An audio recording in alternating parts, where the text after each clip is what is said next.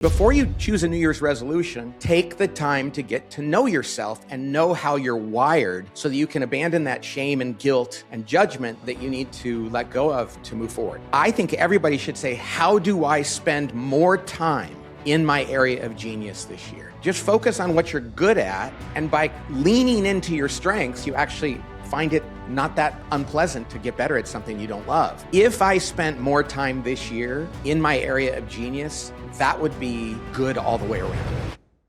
Welcome to the Working Genius Podcast, where we discuss anything and everything having to do with the 6 types of working genius and how it impacts your work and your life. I'm Pat Lencioni, your host, joined by Cody Thompson, my co-host. Happy New Year, Cody. We're a couple weeks into the new year. What are we going to talk about today? We're talking about the New Year's evolution. That's right, not the New Year's resolution. And as I said, we're a couple years into the new year. Maybe we've already come up with a resolution and abandoned it by now. I don't know, but oftentimes that's the case.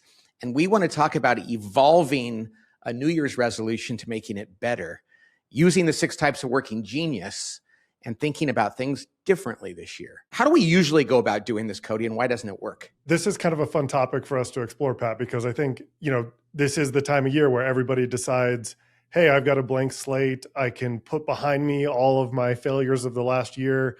I have a new opportunity to move into a new season. And so I think what a lot of us do, I know I'm guilty of this, and so many people, is like, I think of the thing that I was worst at for the last year.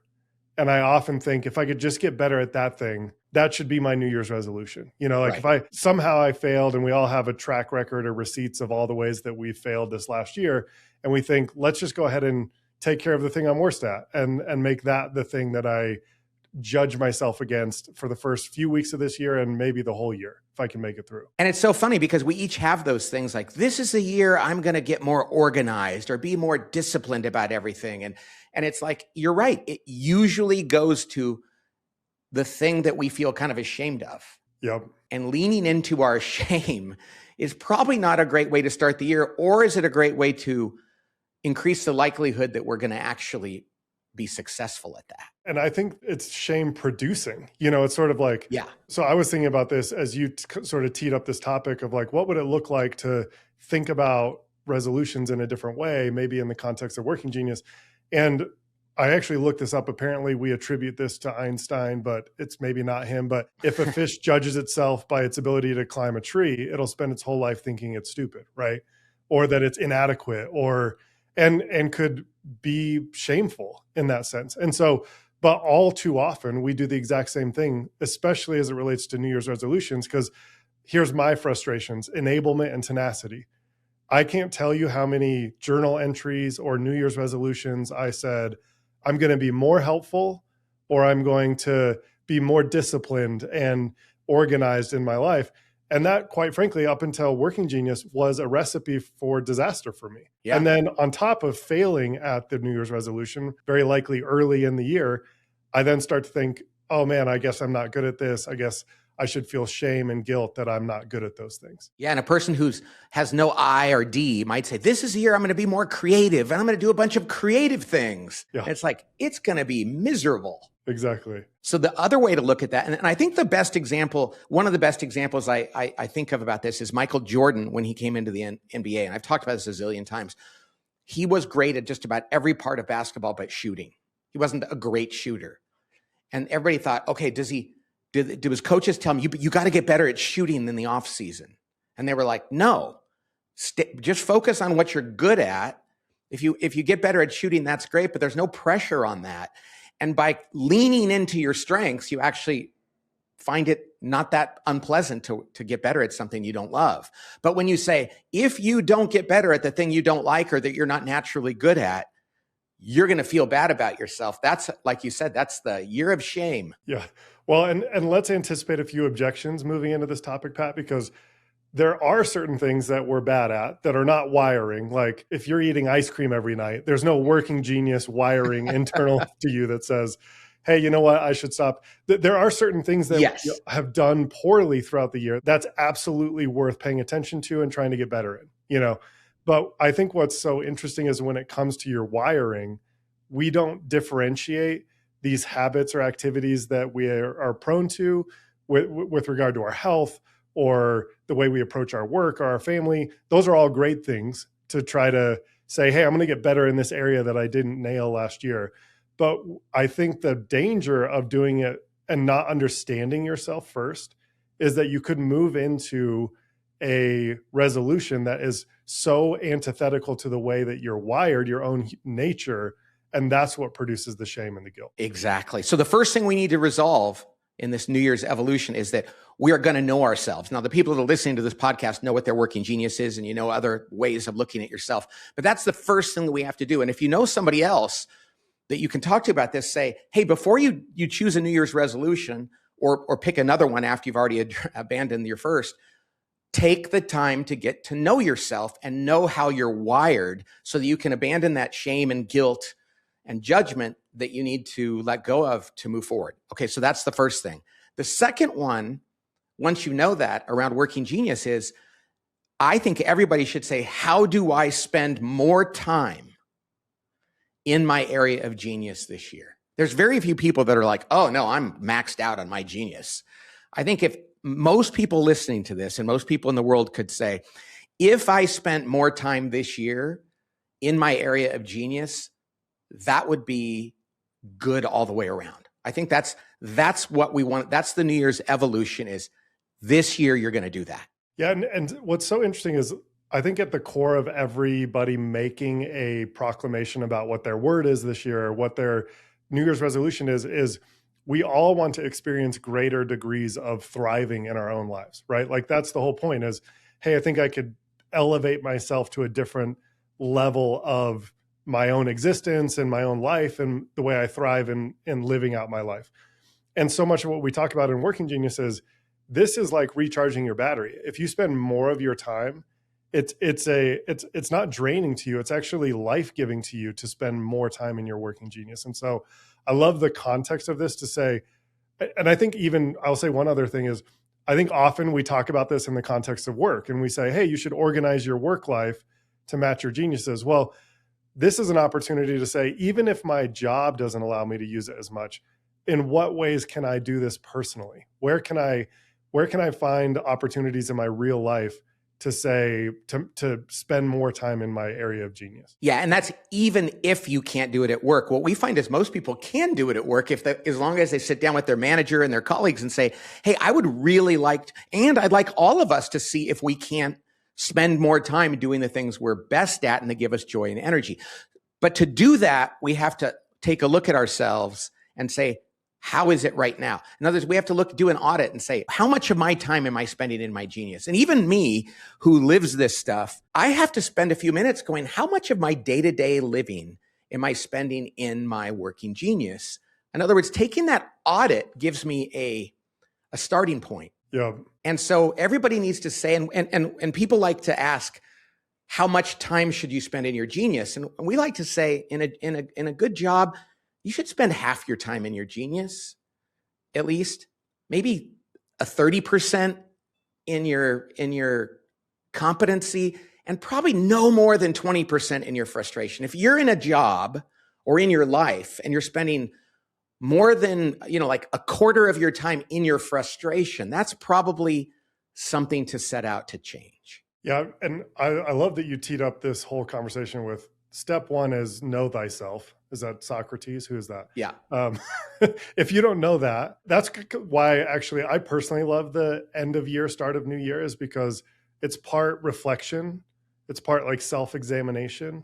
And then it's a clean slate to try to change the future trajectory. And so I love that. Like if you're not auditing what went poorly and went well in your job and in your life the last, 12 months, then it's really hard to find the right direction in the next 12 months. And so you're right. Just figure out what are ways that I was either, wasting time not in my genius or not prioritizing time in my genius. Because I think that you can find opportunities to do that. We were doing it just before this podcast started. We were like, hey, we were doing some discernment. Like, hey, have you listened to any podcasts or read books or watched movies that were really good. And it was like keying in on the discernment genius. You know, it wasn't my like ID and your DG. Right. And so there's opportunities that are not just, hey, here's what I do at work from 9 to 5. There's ways to tap into this in your personal life. You know, Cody, as we're talking about this, one of the things I'm thinking about is that people often, with shame, feel guilt about asking to spend more time doing their things.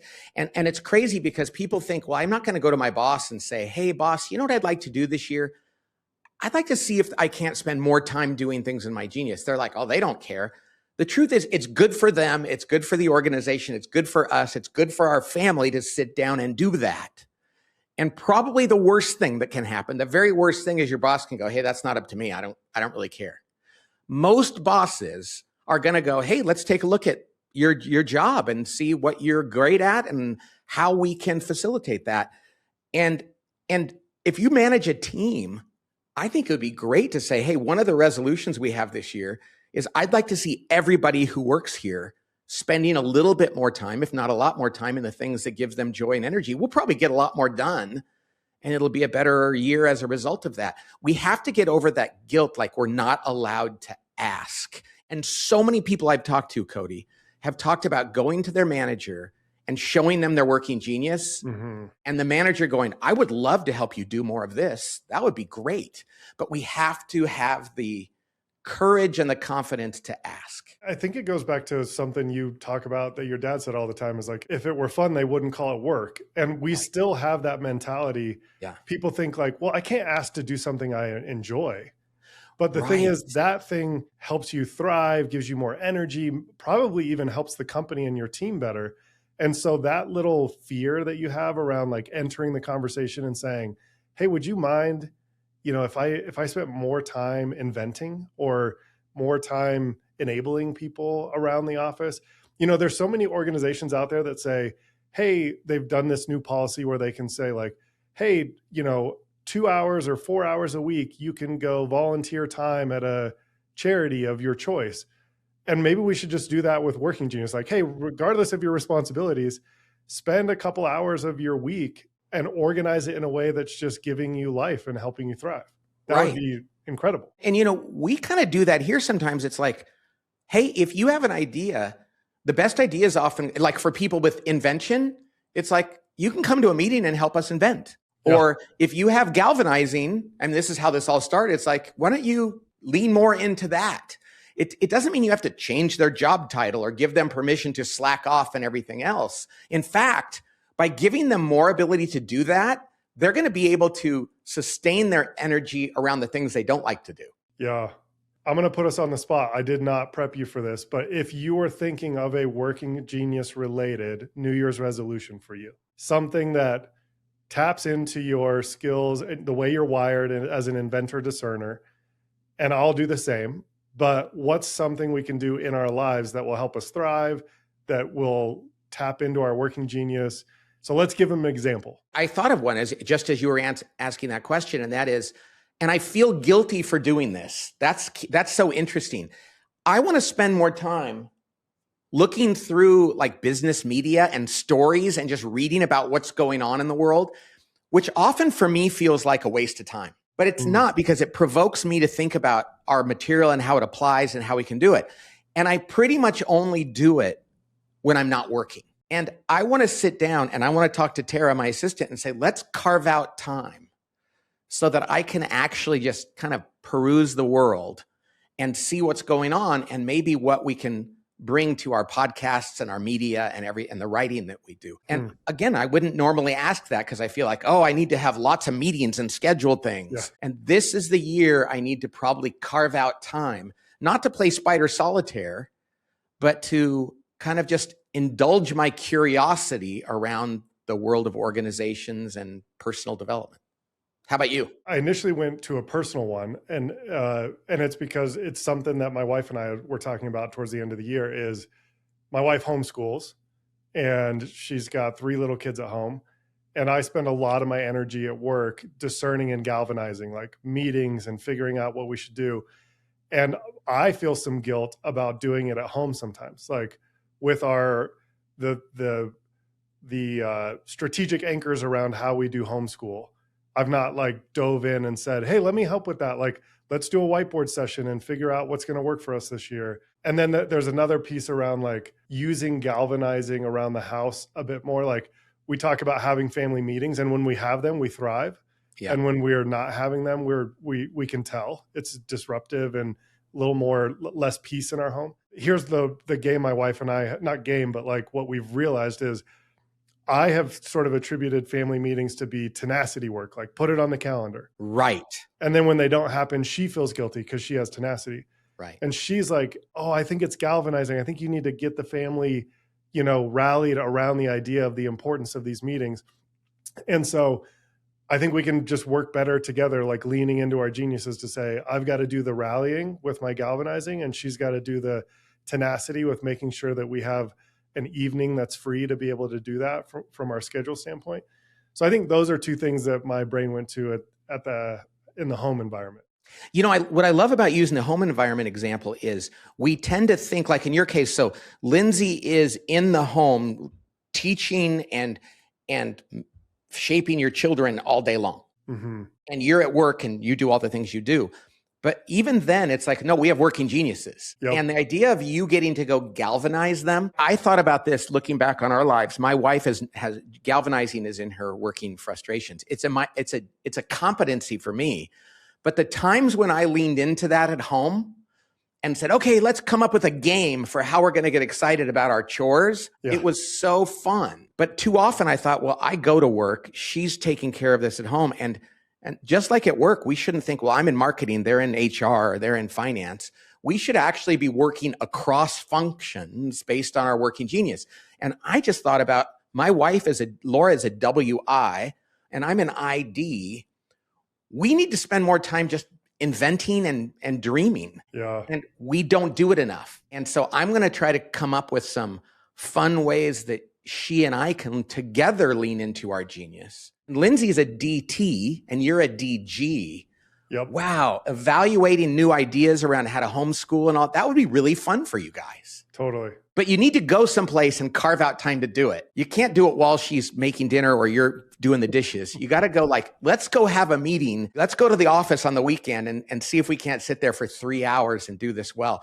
Sometimes we don't honor the importance of the things in our personal lives the way we do it at work. So I think those are great ideas. No, you're right. We had a day to do that. And then instead we went to the Niner game. So we'll have to protect that time. Yeah. Yeah. So this is great. I'm going to think about, the idea is this, in both your personal and your work life, how can you increase in some way the time you spend in your genius? By definition, that's also spending less time in your frustration. And that's good for everybody. Mm-hmm. And to do that, though, we have to take an audit and say, where do I stand right now? And not feel guilty about that. I think this is a great thing. And this isn't a very long podcast, but I'd rather give people the time back to go actually do this than belabor the point anymore. What do you think? New Year's evolution. Let's evolve our resolutions, I love it. I love it. That's great. Well, hey, everybody, thanks for joining us. I hope you're having a great new year and that you had a great Christmas and a break. And we're looking forward to this new year to bringing more podcasts to you around Working Genius. And so we'll look forward to our next one in a couple weeks. God bless.